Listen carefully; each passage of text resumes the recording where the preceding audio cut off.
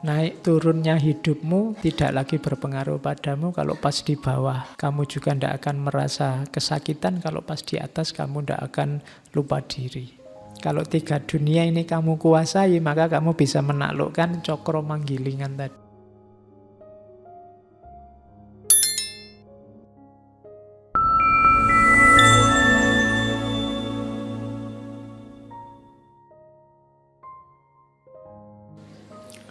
Oke, bismillah. Assalamualaikum warahmatullahi wabarakatuh. Bismillahirrahmanirrahim. Alhamdulillahirabbil alamin. Wa bihi nasta'inu ala umurid dunya waddin. Allahumma sholli wa sallim wa barik ala habibina wa syafi'ina Sayyidina wa maulana Muhammadin wa ala alihi wa ashabihi wa man tabi'ahum bi ihsanin ila yaumiddin. Bismillah, kita lanjutkan ngaji kita. Oke, kita ada di tema tidak terlalu serius, tema santai. Kemarin ada harapan, ketakutan, waktu. Tema-tema yang tanpa tokoh. Meskipun gagasan-gagasan yang saya bawa itu ya dari tokoh-tokoh. Jadi bukan milik saya sendiri. Makanya ngaji ini sebenarnya tidak luar biasa. Yang luar biasa itu ya tokoh-tokoh yang kita kaji itu. Kita cuma membunyikan kembali apa yang mereka katakan. Oke. Tema malam hari ini adalah waktu. Kebetulan waktu kita agak mundur. Harusnya jam 8, sekarang jam 8 lebih baru kita mulai. Tema waktu ini tema yang sejak zaman dulu jadi bahasan. Jadi filosof-filosof awal bahkan sejak Demokritos juga sudah membahas waktu. Plato, Aristoteles, Immanuel Kant, Newton, ada Einstein, ada Stephen Hawking. Dari tradisi abad tengah ada Agustinus, ada Ibnu Rus, bahkan Ghazali dengan cara membahas masing-masing ngomong tentang waktu. Jadi yang tertarik membuat tulisan, disertasi, tesis tentang waktu, tokohnya banyak, tinggal milih. Cuma masalahnya ngomong tentang waktu itu seperti kalimatnya Agustinus itu. Jadi katanya Agustinus, apakah waktu itu jika tak seorang pun mengajukan pertanyaan, aku tahu. Tapi jika seseorang mengajukan pertanyaan dan aku mau memberi penjelasan, aku tidak tahu lagi. Ini kalimat yang jujur dari Agustinus. Kita sering semacam ini. Dalam banyak kasus, dalam banyak hal kita itu sering merasa tahu. Ketika tidak ada orang tanya, tapi begitu ditanya, disuruh jawab, kamu biasanya tolah-toleh terusan. Kamu itu loh teriak-teriak anti khilafah. Khilafah itu apa toh? Kemarin seolah-olah sudah ngerti. Begitu ditanya, apa ya? Kamu rame anti demokrasi atau pro demokrasi. Demokrasi itu apa? Anti itu apa? Pro itu apa? Itu kamu mungkin ya bingung lagi. Seolah-olah kemarin sudah tahu, tapi begitu ditanya tidak tahu. Makanya kalau kalian belajar mantek, bab pertama kitab mantek itu takrif, definisi. Definisi itu melatih kepandaian kita mendefinisikan sesuatu, menjelaskan sesuatu. Nah, ini dialami oleh Agustinus. Begitu saya ngomong waktu kan kalian rasanya sudah tahu saja ya semacam itulah Pak waktu. Bayanganmu mungkin jam, kalender, apalagi waktu Indonesia bagian Barat, WIB, WIT, kan cuma itu yang ada di pikiranmu kalau ngomong tentang waktu. Pagi, siang, sore, malam, ngomong waktu selalu begitu. Atau waktu makan, waktu tidur, waktu pacaran, waktu apel, itu bayanganmu hanya itu tentang waktu. Tapi begitu kamu ditanya waktu itu apa, Agustinus jawab, begitu ada yang tanya dan aku mau menjelaskan, macetlah penjelasannya. Seolah-olah aku tidak tahu lagi. Tugas filsafat yang paling dasar adalah clarifying konsep. Clarifying konsep itu memperjelas konsep sesuatu. Ini persis kayak definisi tadi. Kita sering ngomong, sering diskusi, bahkan sering debat dengan orang. Tapi jangan-jangan kita tidak paham konsepnya, atau jangan-jangan konsepku dan konsepmu beda. Misalnya tentang khilafah tadi, yang sini ngomong khilafah bayangannya kayak dinasti, ada rajanya. Sementara yang sana ngomong khilafah itu inni ja'ilun fil ardi khalifah. Makanya yang sana ngeyel, nggak boleh kita anti khilafah. Yang sini janganlah, ndak harus, itu istiadatnya manusia kok. Wong beda konsep. Jadi beda definisi. Maka clarifying konsep dulu. Ayo diperjelas konsep dulu. Oke, nah sama kayak waktu ini problem perennial juga. Ayo kita perjelas apa itu waktu. Tiba-tiba saya teringat Gibran di The Prophet, sang nabi itu. Dia juga bingung sama kayak Agustinus ketika ngomong tentang waktu. Di The Prophet itu kan ada satu bab ketika ada seorang ahli astronomi tanya, "Guru, bagaimanakah perihal waktu?" Dijawab oleh sang guru Al-Mustafa yang jadi tokohnya sang nabi, "Engkau ingin mengukur sang waktu yang tiada ukur dan tanpa ukuran." Kalimatnya panjang itu, cuma saya potong paragraf paling belakang.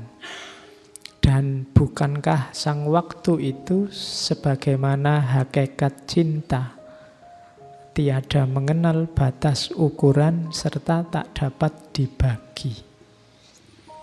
Itu satu kalimat ini kan panjang. Waktu itu kayak cinta ya, ndak ada batas, ndak ada ukurannya.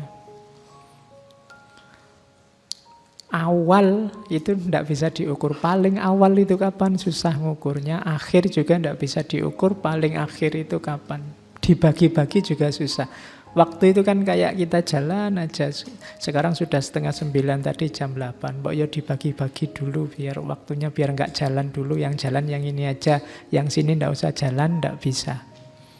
Sama kayak cinta. Cinta itu ndak ada batasnya. Kalian mau membatasi cinta, ndak bisa. Cinta yang beneran ya. Terus ndak bisa dibagi-bagi. Sudahlah, karena punya 4, yang sini 25%, 25%, 25%, itu kalau cintanya ndak bisa dibagi. Orang jatuh cinta itu ya utuh mesti. Nah kalau 4 Pak, ya berarti ini 100, 100, 100, 400%. Oke, ya. Jadi apa itu cinta, Gibran? Apa itu waktu? Ya waktu itu kayak cinta gitu aja lah. Tapi apabila ada keharusan dalam pikiran untuk membagi sang waktu ke dalam ukuran musim semi dan musim dingin, ukuran musim demi musim, maka biarkanlah tiap musim merangkum musim lainnya. Jadi kalau harus dibagi-bagi, termasuk cinta tadi, lampauilah jumlahnya, buanglah kuantitasnya, jadikan satu. serta biarkan masa kini selalu memeluk masa lampau dengan kenangan. Kapan-kapan kita bahas lagi ya, cintanya Khalil Gibran. Cuma ini menunjukkan, menguatkan Agustinus tadi bahwa waktu itu tidak gampang untuk sekedar dijelaskan. Ada sosiolog, ahli sejarah Islam, Malik bin Nabi. Beliau juga ingin menjelaskan waktu. Ini salah satu tokoh yang kapan-kapan kita harus bahas, karena dulu saya janjikan membahas Malik bin Nabi itu di filsafat sejarah. Cuma ada halangan jadi tidak terbahas. Katanya Malik bin Nabi, waktu adalah sungai yang mengalir ke seluruh penjuru sejak dahulu kala, melintasi pulau, kota, dan desa, membangkitkan semangat atau meninabobokkan manusia. Ia diam 1000 bahasa, sampai-sampai manusia sering tidak menyadari kehadiran waktu dan melupakan nilainya. Walaupun segala sesuatu selain Tuhan tidak akan mampu melepaskan dirinya dari waktu. Itu Malik bin Nabi. Itu kalimat-kalimatnya menurut saya mudah dipahami ya. Kalimat-kalimat puitis. Jadi waktu, katanya Malik bin Nabi, itu dia mengalir meliputi segala sesuatu, bisa jadi sumber semangat, bisa jadi sumber kamu terlena. Kamu yang santai-santai menikmati waktu, tiba-tiba kaget, waduh sudah waktunya ujian, waduh sudah waktunya bayar lagi, waduh sudah umurku sudah tua, waduh sudah semester akhir. Nah, itu waktu jadi sumber yang meninabobokkanmu. Tapi ada kalanya waktu itu jadi sumber semangat. Sama-sama ingat bahwa waduh sudah semester akhir, terus kamu jadi semangat untuk menyelesaikan. Jadi dia punya dua kekuatan yang saling melengkapi atau bisa juga dibaca saling kontradiksi. Tergantung kita memakainya. Nanti ada banyak penjelasan di belakang. Oke, ada mitos tentang waktu. Kemarin kita juga ketakutan bawa mitos, harapan membawa mitos. Sekarang untuk waktu juga ada mitos. Kalau di Yunani mitosnya waktu itu Kronos. Saya tidak tahu ilmumu tentang mitologi Yunani sampai mana. Kronos itu golongan Titan. Titan itu generasi dewa-dewa sebelum dewa-dewa Olympus. Jadi sebelum dewa-dewa Zeus dan kawan-kawan itu, Kronos ini sebenarnya bapak Zeus. Kronos ini anaknya dua dewa, dewa Gaia sama dewa Uranus, dewa langit sama dewa bumi. Dewa Gaia sama dewa Uranus ini punya 12 anak, yang paling muda Kronos, tapi Kronos ini paling jago. Kalau kalian suka main game, saya dulu suka main game di PS2 itu ada God of War.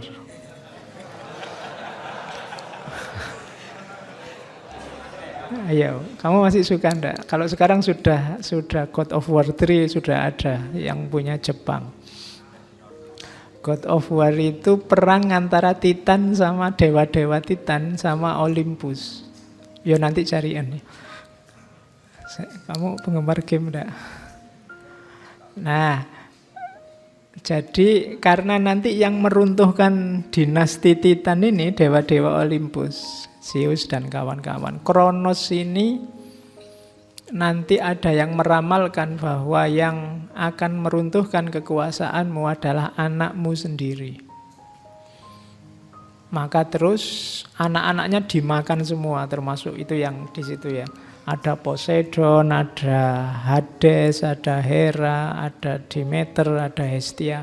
Itu dimakan semua oleh Kronos, tinggal Zeus. Cuma Zeus ini disembunyikan oleh ibunya waktu lahir. Nah, nanti akhirnya yang bisa menaklukkan Kronos ini Zeus. Dan Kronos itu kalau di Yunani konotasinya adalah penguasa waktu. Mungkin membacanya, waktulah yang melahirkanmu, tapi hati-hati.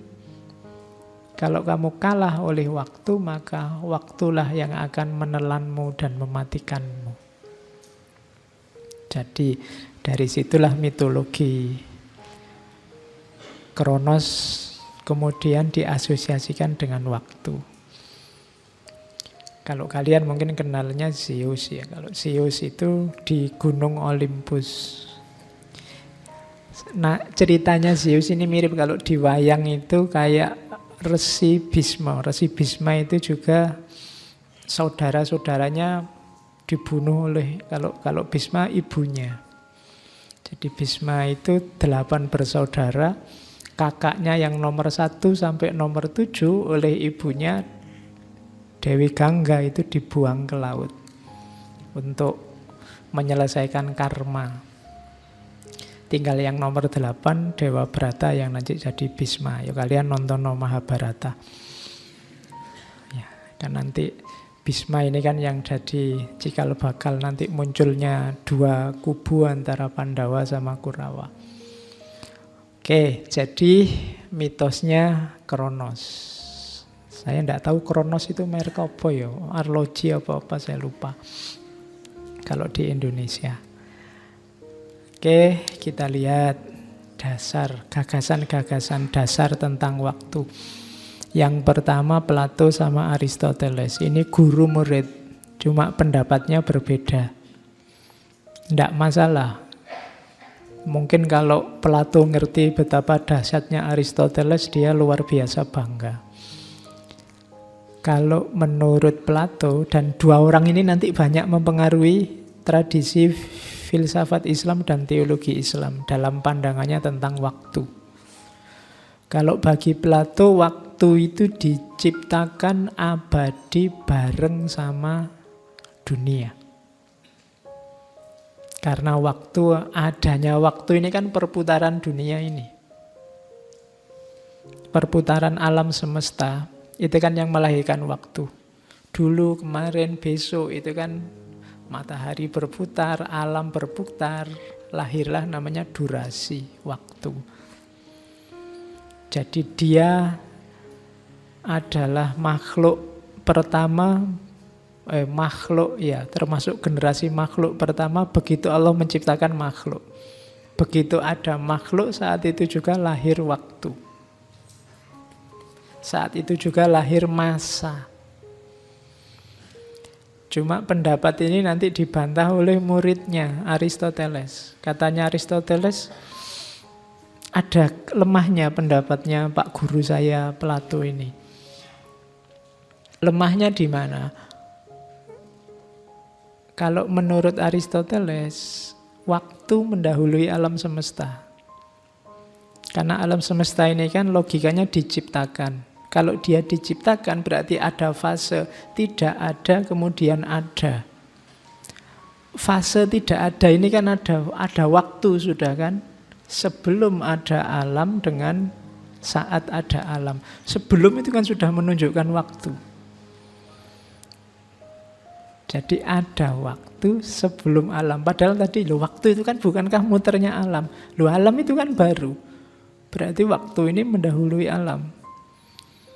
Cuma ya kalau dipikir nanti bulat. Sebelum Allah menciptakan waktu, apa sudah ada waktu? Ayo, susah ya, mikir filsafat itu. Dan ini nanti masuk ke para teolog ketika memperdebatkan ciptaan. Ini diantara subjek yang dibahas oleh Ghazali dan nanti dibantah oleh Ibnu Rus di Tahafud dan Tahafud tentang kebaruan alam. Jadi Ya termasuk penciptaan alam itu kan penciptaan waktu tadi. Kapan Allah menciptakan waktu? Akal tidak bisa membayangkan sesuatu yang dari tidak ada kemudian menjadi ada dan dia mendahului waktu.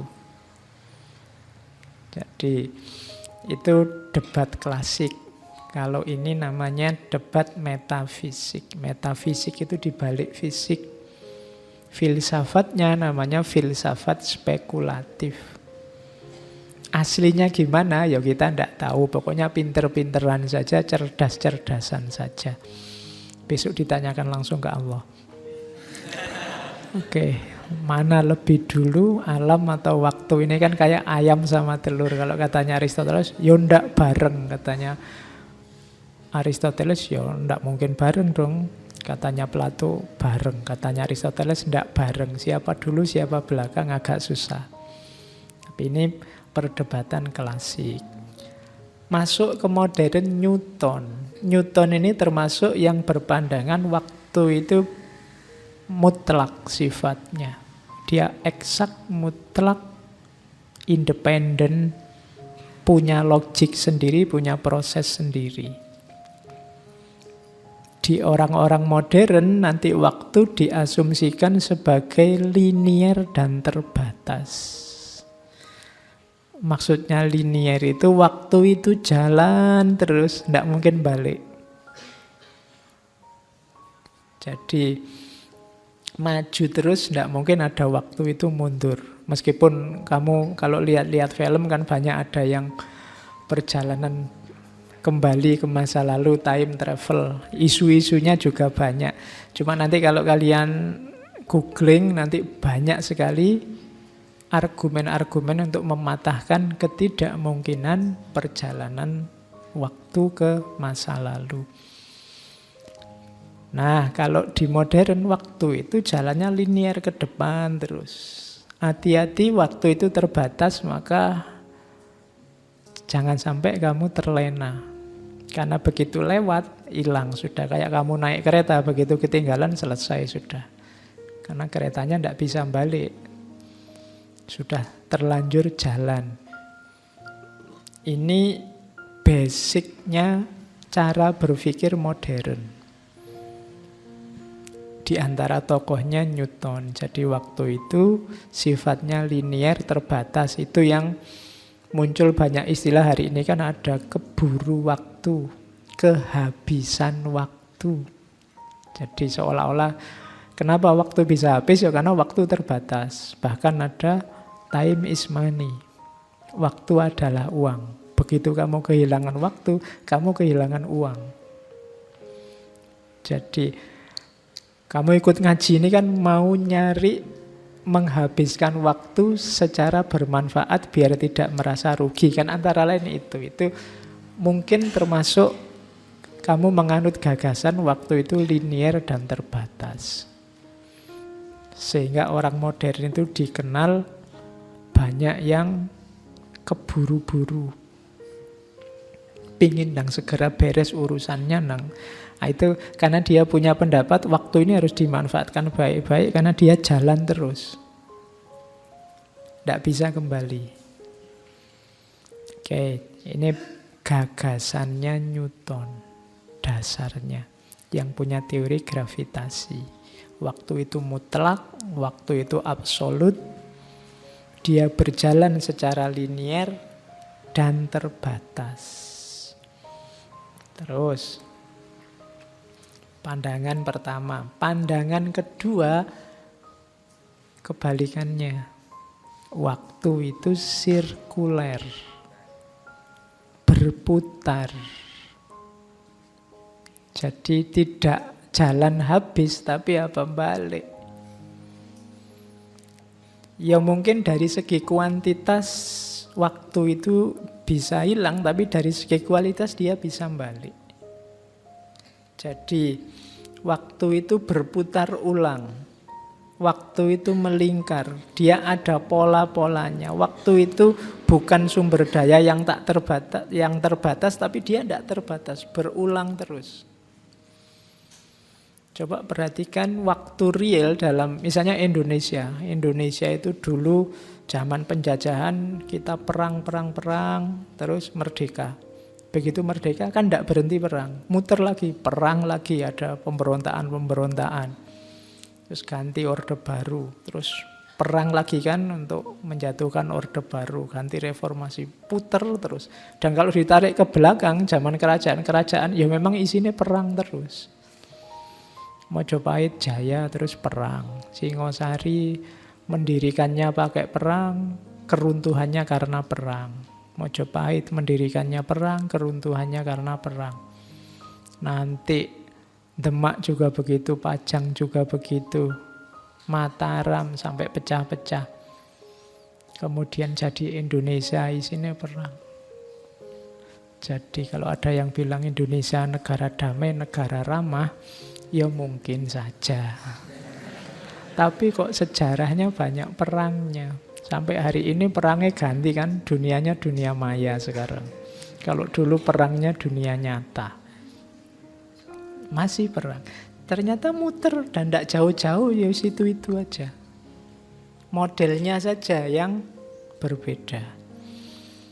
Jadi sejarah itu berulang. Kalau ada yang punya pandangan begitu, itu namanya punya pendapat waktu itu sirkuler. Jadi jangan takut kehabisan waktu, waktunya selalu ada dan berputar lagi. Kamu males, kok terus gagal?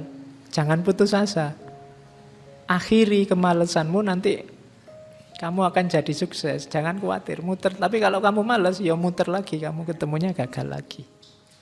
Jadi itu waktu sirkuler. Kalau orang Jawa, ideologi waktu sirkuler ini nanti misalnya jadi pandangan tentang cokro manggilingan. Cokro manggil, cokro itu berputar, manggilingan itu ya berputar. Melindas itu manggilingan. Jadi hidup ini kayak roda. Dia berputar, kadang di atas, kadang di bawah. Yang tadi di atas mungkin besok di bawah, yang tadi di bawah mungkin besok ke atas lagi. Itulah hidup. Kecuali rodanya baru macet.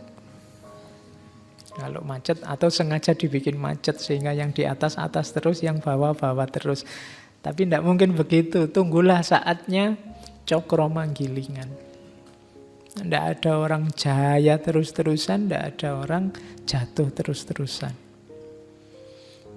Jadi itu di Jawa. Makanya kuasailah cokro manggilingan ini. Kalau di Jawa kuncinya apa? Triwikromo. Triwikromo itu menguasai 3 dunia. Masa lalu, masa kini, dan masa depan. Kalau 3 dunia ini kamu kuasai, maka kamu bisa menaklukkan cokro manggilingan tadi. Naik turunnya hidupmu tidak lagi berpengaruh padamu kalau pas di bawah. Kamu juga tidak akan merasa kesakitan, kalau pas di atas kamu tidak akan lupa diri. Nah, itu ideologi waktu sirkuler. Ternyata waktu juga berputar. Tergantung kamu menjelaskannya gimana. Yang benar yang mana, Pak? Linier apa sirkuler? Ya kamu butuhnya yang mana? Hidup itu kan begitu. Kalau kamu butuh, pingin efektif, Pak, segera menemukan kesuksesan, mungkin kamu butuh ideologi waktu yang linier. Nah, harus efektif, serius, karena waktunya bisa habis. Tapi kalau kamu mungkin sedang ingin menikmati hidup, sedang ingin santai, sedang ingin bersyukur, nikmatilah alur waktu yang sirkuler.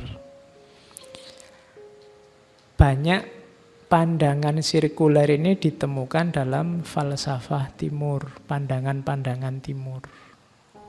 Jadi lebih cocok sama mental timur. Mungkin kita lebih sreg sama yang sirkuler. Tapi kita tetap harus punya senjata yang linier tadi. Karena kalau tidak begitu, ya mungkin kita santai-santai terus. Begitu waktunya sumpek, harusnya bangkit. Alah biasa, Pak, hidup itu kadang di bawah, kadang di atas. Kamu tidak berjuang-berjuang kamu nanti. Ya, jadi Cuma ya jangan kemerungsung maju terus, ndak apa-apa. Sekali-sekali gagal ya ndak apa-apa. Balik lagi, ditunggu saja, selalu ada kesempatan. Kan ada yang bilang kesempatan tidak datang 2 kali. Nah, itu teori waktu linier. Ya. Iya, lo kalau waktu sirkuler ya enggak. Kamu enggak lolos CPNS enggak apa-apa, besok ada tes lagi. Loh. Nah, iya kan, loh itu kan muter lagi. Nanti ada tes lagi, kamu diuji lagi, enggak lolos lagi. Loh ya ada muter lagi. Loh itu kan itu sirkuler. Jadi pokoknya pastikan saja rodanya tetap berputar. Kalau rodanya macet, ya nasibmu. Nggak jadi di atas di bawah. Jadi jangan takut. Kesempatan itu datang bolak-balik. Jangan mau dibilangi, kesempatan nggak datang 2 kali loh Anda. Pasti nanti ada kesempatan lagi, jangan khawatir. Mungkin bukan kesempatan yang ini, tapi kesempatan yang lain pasti ada. Kemarin waktu yang kita ngomong harapan kan, jangan putus harapan, nggak apa-apa. 1 menolak, enggak apa-apa. Masih puluhan menunggu. Puluhan tahun lagi maksudnya. Oke. Oke. Jadi itu teori kedua. Nah, ada teori juga bagus dari Agustinus. Tadi kan saya singgung ada masa lalu, masa kini, masa depan. Kita banyak menganalisis apapun dengan teori 3 ini kan. Waktu itu ada 3 fase, masa lalu, masa kini, dan masa depan. Nah, Agustinus ini termasuk filosof skolastik, punya teori bahwa sebenarnya tidak ada masa lalu, tidak ada masa depan. Waktu itu yang ada hanya masa kini. Loh kan ada Pak masa lalu, kemarin kita ngalami. Loh yang kemarin itu masa kininya yang kemarin. Ketika hari ini, loh ya kan, ketika hari ini dia bukan masa lagi. Itu dia masa lalu versi masa kini. Kenapa? Hari ini dia cuma jadi kenangan, jadi memori. Dia sudah tidak ada. Yang ada itu hanya masa kini. Masa depan juga gitu. Masa depan itu kan cuma analisismu, hitung-hitunganmu, prediksimu besok ada apa. Tapi dia sebenarnya tidak ada. Jadi masa lalu itu tidak ada, masa depan itu tidak ada. Yang ada hanya masa kini. Masa lalu itu tampil di masa kini tidak sebagai dirinya sendiri, tapi sebagai kenangan, sebagai ingatan masa kini terhadap masa lalu. Masa depan juga begitu, dia tampil hari ini tidak sebagai dirinya, tapi hanya sebagai prediksi, hanya sebagai perkiraan. Maka yang ada hanya masa kini. Jadi kamu yang galau karena masa lalu, itu sebenarnya kamu galau oleh sesuatu yang tidak ada. Sudah hilang. Termasuk kamu yang galau tentang masa depan. Besok saya mau jadi apa? Itu kamu sumpek, sedih tentang sesuatu yang tidak ada. Wong tidak mesti begitu kok kamu. Pak, saya besok jadi apa Pak? Rasanya saya itu suram masa depan saya. Loh kan suramnya itu besok. Dan itu tidak mesti suram. Kok kamu sudah sedih sekarang? Gitu loh. Wong itu masih besok. Indonesia kira-kira sekian ribu tahun lagi akan hancur. Loh ya kan masih besok. Lah kok kamu sumpeknya sekarang? Gitu loh. Mbok sudah yang besok urusan besok, yang kemarin sudah lewat. Hidup kita di masa kini. Itu kan maunya Agustinus. Nikmati saja yang sekarang. Sama aja Pak, sekarang juga sumpek. Ya paling enggak kan sumpeknya enggak double 3. Karena masa lalu dan masa depan, tapi masa kini saja. Sibukkan dirimu dengan masa kini. Dan jangan salah, masa kini itu sesaat lagi akan jadi masa lalu. Wong lalu itu kan nggak ada rumusnya. Tadi pembukaan ngaji jam 8:15 misalnya, itu sudah jadi masa lalu. Sudah tadi. Jadi kalau kamu galau, ya sudah lewat. Ceritanya sudah beres. Kan tadi dibilangin perjalanan waktu itu ndak mungkin. Jadi makanya ada pepatah, penyesalan sesal kemudian itu tiada berguna. Kenapa ndak berguna? Wong sudah lewat peristiwanya. Oke. Kan itu kayak ada cerita sufi. Satu ketika ada seseorang yang berkunjung ke rumah seorang sufi yang kaya raya. Orang ini minta pelajaran pada sufi ini. Mbok saya dikasih nasihat. Wah, saya kalau ngasih nasihat tidak bakat. Sudahlah, saya main nginep sini saja. Nah, waktu nginep itu dia dikasih tempat tidur yang menggantung di tengah ruangan. Di atasnya banyak tombak-tombak yang goyang-goyang tadi, mungkin sewaktu-waktu bisa jatuh. Di bawahnya banyak ular. Jadi semalam dia tidak bisa tidur ke atas. Waduh, ada tombak, ke bawah banyak ular. Begitu pagi-pagi keluar, loh kok sampean kok lesu, tidak tidur tadi malam. Lah di mana bisa tidur? Wong di atas ada tombak, di bawah ada ular. Loh padahal itu kasurnya kasur terbaik, empuk sekali. Loh, wah saya tidak bisa menikmati. Loh salahmu dewe kok tidak menikmati. Loh saya takut nanti tombaknya jatuh, apa ular yang di bawah matuk ke atas. Kan buktinya sampai pagi kan tidak jatuh. Ya kan, ularnya juga nggak naik ke atas. Berarti yang membuatmu tidak bisa tidur lah pikiranmu sendiri. Gitu. Nanti kalau jatuh kan malah nggak terasa kan? Ya, kalau jatuh baru dibahas. Kamu belum jatuh sudah mikir jatuh. Ya akhirnya hidupmu tidak tenang. Oke, yaitu pelajaran ini tadi kan. Jadi kiasan tentang fokuslah pada masa kini.